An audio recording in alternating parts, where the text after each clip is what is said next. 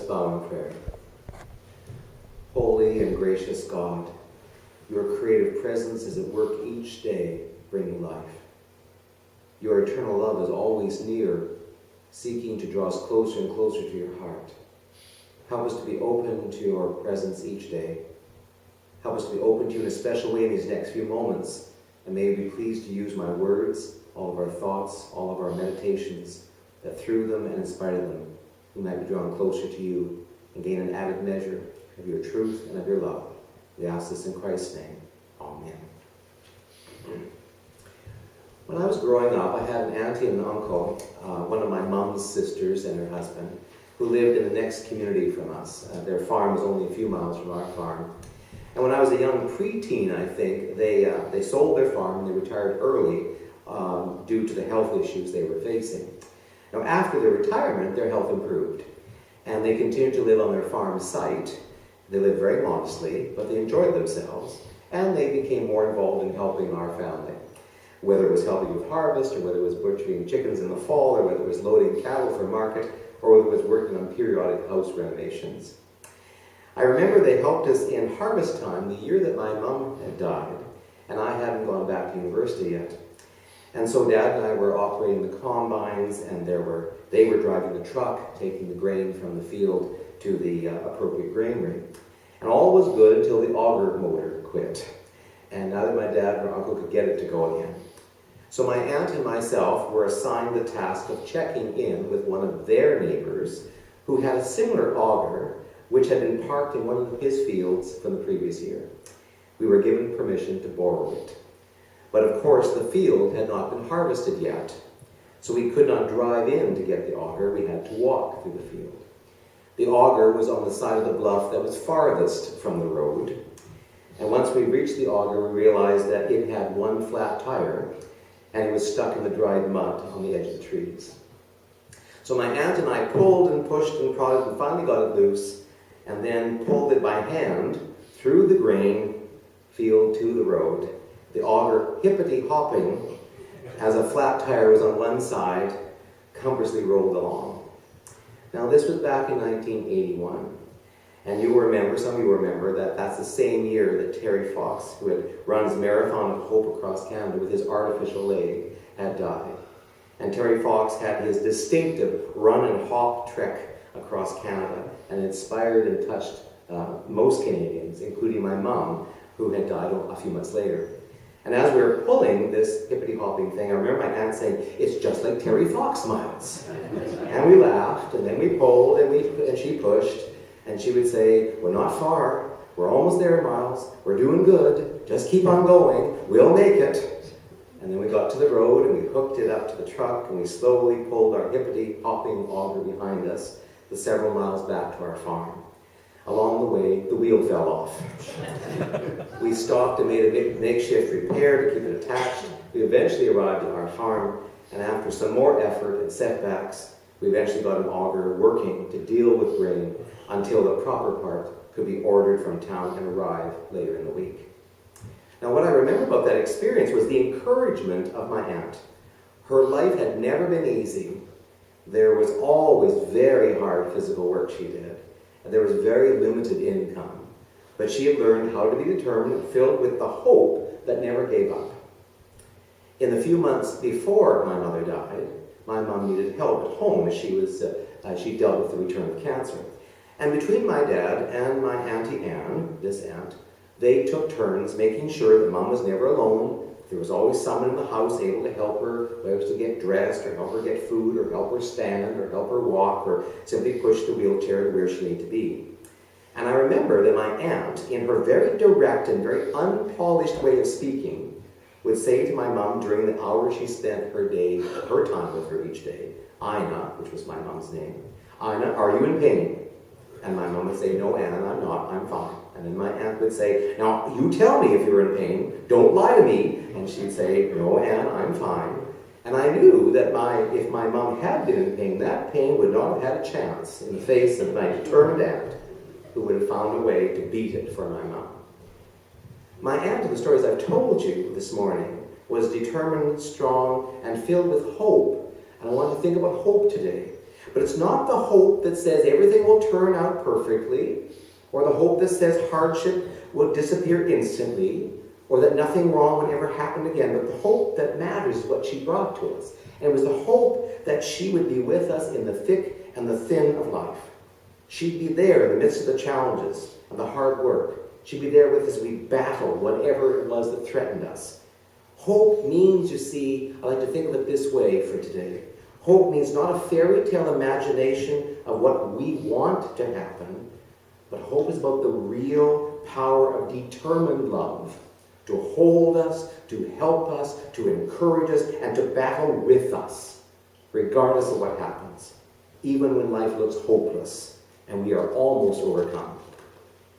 Hope means, as I experienced with my aunt, laughing in spite of sorrow, living in spite of discouragement, seeking life when it seems that only death surrounds us, and loving us when we think we're unlovable.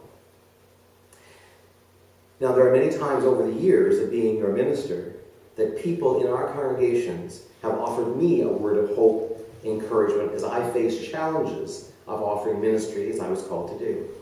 And it may happen at a particularly difficult funeral, or in the face of a difficult discussion or conflict. And so I remember people saying to me over the years at some funerals, this must be hard for you, Miles.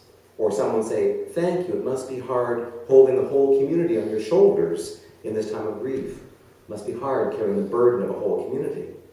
Now, I would often respond to those statements with some tears that would come, and then together we would go on to do what we needed to do as a church in ministering to a family or a community in need. But in that moment when they offered those words, I felt remembered, encouraged, strengthened, loved, and I was filled with hope. Now, the person, you notice, did not offer me an answer to life's questions. They did not provide an escape from what I needed to do or face. They offered an acknowledgement of my pain in the midst of their pain, or in the midst of a family's pain, or in the midst of a community's pain or struggle. And that was enough to enable me to keep going, to believe that I was not alone, to be assured that the gift of God's healing love was at work, and that life would indeed come out of this experience of sorrow, suffering, or anguish. In today's readings, we are hearing about hope. The hope that God brings in the midst of the sufferings, the devastations, the death, and the seeming hopelessness of life. So in the Old Testament, which Brittany read for us, in Jeremiah, the prophet has warned and challenged and begged and condemned his nation's activities and actions previously, predicting a devastation for his nation. And he's been proven accurate. Israel has been defeated in war. The walls of Jerusalem are broken down. The temple has been destroyed. The political, religious, and economic leaders of the nation have been carted off into permanent exile in Babylon. And you might imagine that Jeremiah would say, see, I told you so. But instead, at the lowest point in their lives, he offers words of hope from God. And the hope is put in these phrases. God says, I will make a new covenant, a new promise, in other words. I will make a new relationship with Israel.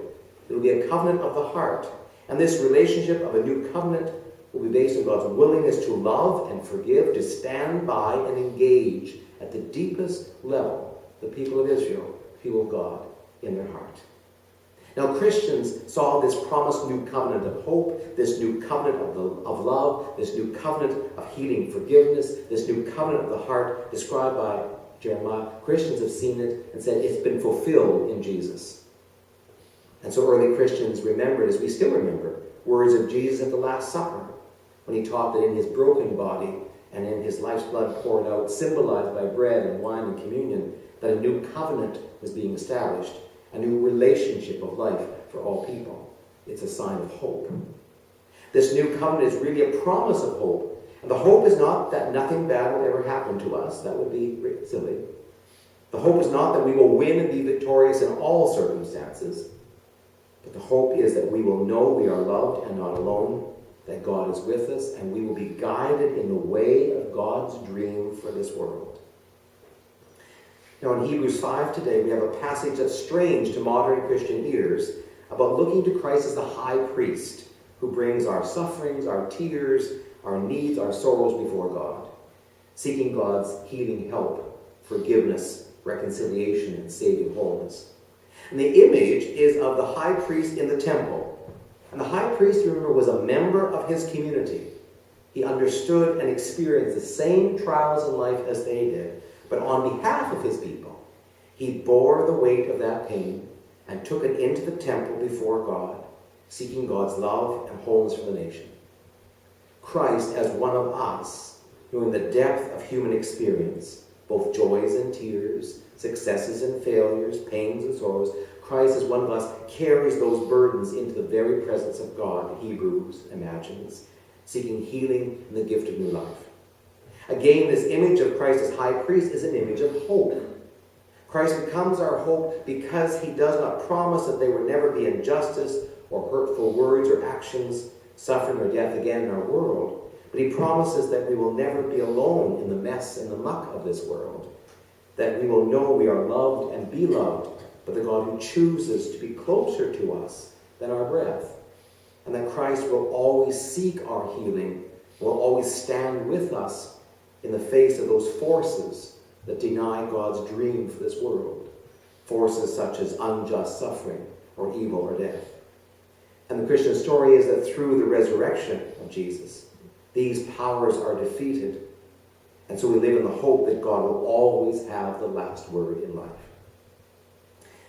Chapter 12 of the Gospel of John today is pictured as a time during the Passover in Jerusalem when there seems two things going on. There's great success for Jesus as crowds give adulation to him and are attracted to hear his message and his teaching. At the same time, there's this foreboding shadow of conflict and death with the authorities that would come with the crucifixion. Both things are at work. And in the story today, there are some Greeks. And that could be Greek-speaking Jews from another country. It could be Gentiles from another country. And they come from far away to the Passover in Jerusalem, the holy city. And so they ask Philip to introduce them to Jesus. And then he sends them to Peter and Andrew to take them to Jesus. And we don't know if they ever saw Jesus, but the response is Jesus puts a teaching for all people. He responds with a summary of his teachings that's meant for the whole world, not just for the Greek visitors, but for all those near and all those far away. And the teaching is that the life Jesus offers will come, but it will only come through his death. And that in his death he will draw the whole world, not just his followers, not just Israel, but the whole world to himself, where there will be life. And then he says that those who follow him will also discover that it's only through dying that life is found. And he uses the imagery of the grain of wheat planted in the ground being a single barren seed that then has to be buried first before it produces the harvest of abundant grain. Jesus becomes the hope of the world in John's Gospel because he's willing to give himself completely to God in his love for all people, in that symbol of dying and rising. Jesus becomes our hope because he says that the way to life is through his giving it up for God. It means about dying, and dying to old ways for us to find new ways. So dying to old ways to discover the gift of new life means dying to old ways, means turning from the many values of this world that teach us to hate or to be fearful of others. It means dying to old ways means turning away from the values of the world that teach us to deny God's love or to hold grudges and seek revenge. Dying to old ways means to turn away from the values of the world that teach us to look only to our self-interest and ignore and discount the needs of others. And when we die to these old ways, we discover a new life. And that new life is in Christ's love. That's where there is hope. Christ shows us the power of hope through his crucifixion, the place you would least expect to find it. But he says it's in the dying that hope is found, a new life is found. In that journey to the cross, Jesus shows us the strength that stands up to the bullies of the world, the injustices, the hardships, the oppressive experiences of a Pilate or King Herod or Roman Empire. He shows us the faith that trusts in God, God to be with us always, even in the darkest depths of our life. This is the power of the cross. In Christ's death, we see the power of Christ's love, hope, and life. The teachings about hope today, I think, in the scriptures have great relevance for all of us today. Because what they're telling us is this, I think, when we think about this kind of hope. When we are most discouraged, when we are most tired, when we are most overcome with the hardships of life, our faith shows us the wonder of this Christ who says, I'm with you always. Trust me, walk with me, hold my hand. Know you are loved. Know that nothing will take you from me or God's loving embrace. Live in the hope I give you, a hope that has power to heal, to encourage, and to overcome. In our Lenten journey today, we see the power of hope, even as the shadow of the cross comes close. Amen.